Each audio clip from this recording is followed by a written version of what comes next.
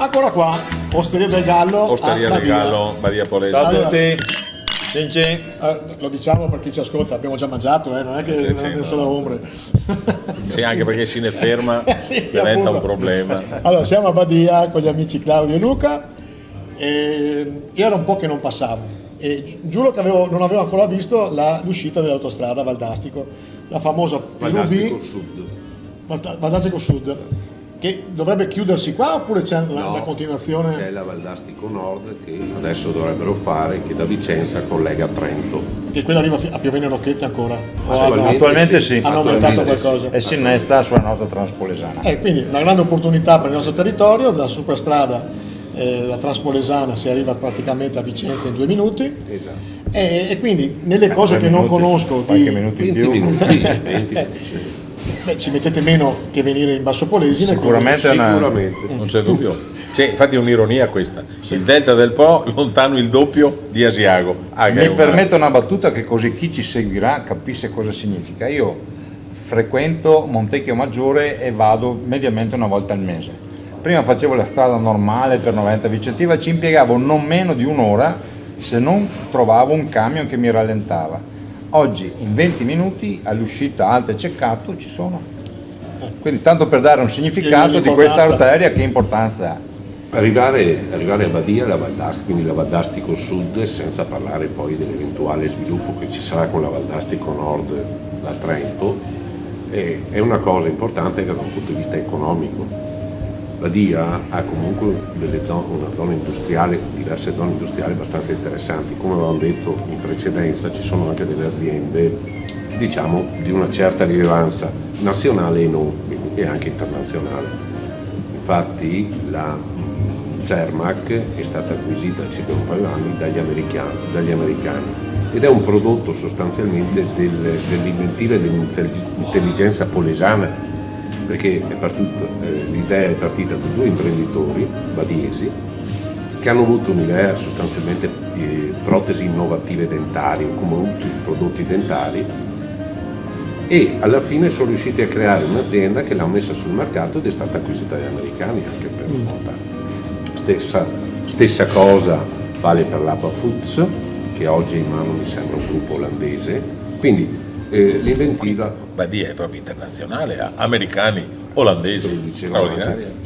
Allora, sono le 3 aziende di spicco che abbiamo sul territorio, perché il territorio è prettamente agricolo, come abbiamo già detto. Allora, la Valdastico Sud di fatto ci collega con il polo industriale del Veneto, il famoso Veneto centrale. Oggi andare a Vicenza da Badia ci metti nemmeno mezz'ora, insomma.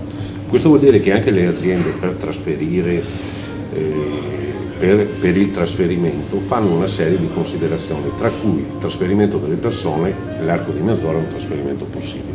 Dobbiamo calcolare che l'area dalle nostre parti costa 10 volte di meno rispetto a Vicenza e dobbiamo anche contare che su Badia, tramite la Transpolesana, il casello di Villa Marsana e quindi la Valdastico Sud, sei in collegamento con tutto il territorio nazionale, quindi da un punto, oltre al fatto che per vocazione la provincia di Rovigo è un polo logistico. Certo. Sta nascendo Amazon, Ikea, non so. Doveva nascere. Speriamo. Può darsi anche che comunque è un polo logistico. Speriamo. Allora, fatte tutte queste debite premesse, Badia oggi non sta sfruttando queste potenzialità, non sta sfruttando neanche l'Alto Polesine, perché non è solo un patrimonio di Badia, ma è di tutto l'Alto Polesine. Perché, per esempio, noi in Badia abbiamo circa 1 milione di metri quadri di area industriale che è bloccata, diciamo, su una serie di cavilli legali, che però potrebbe essere sbloccata ed essere fruibile per alcune aziende.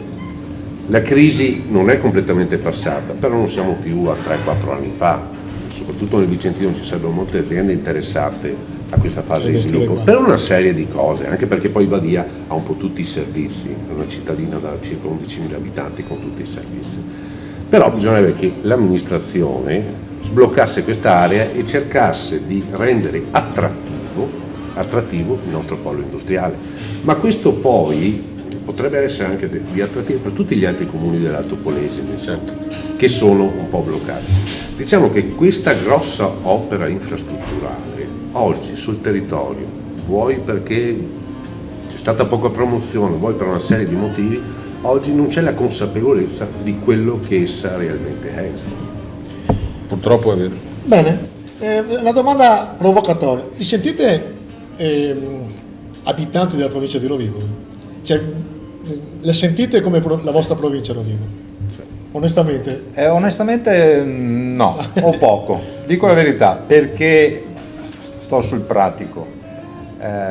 Purtroppo la mia economia la faccio girare fuori provincia e questo me ne rendo conto, è grave quello che sto dicendo, però è così, perché la provincia di Rovigo non dà quei servizi importanti ed essenziali che un cittadino comune cerca quotidianamente. Quindi io sono di quelli, Prossimo obiettivo. magari sono troppo esigente, però è così. Portare avanti questi Però questi- c'è da dire, perché anch'io faccio il professionista e ho tutti i miei interessi poi provincia.